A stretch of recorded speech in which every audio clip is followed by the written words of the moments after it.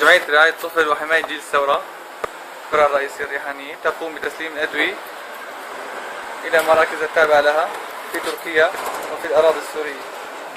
السلام عليكم. وعليكم السلام. دكتور، ممكن تحكينا عن مركزكم وشو الصعوبات اللي عندكم؟ تم افتتاح مركز الإرشاد الصحي في مدينة الإصلاحية بتاريخ 1/3/2013 الذي يخدم اللاجئين السوريين في مدينة الإصلاحية ويقدر عددهم قرابة 5000 نسمة.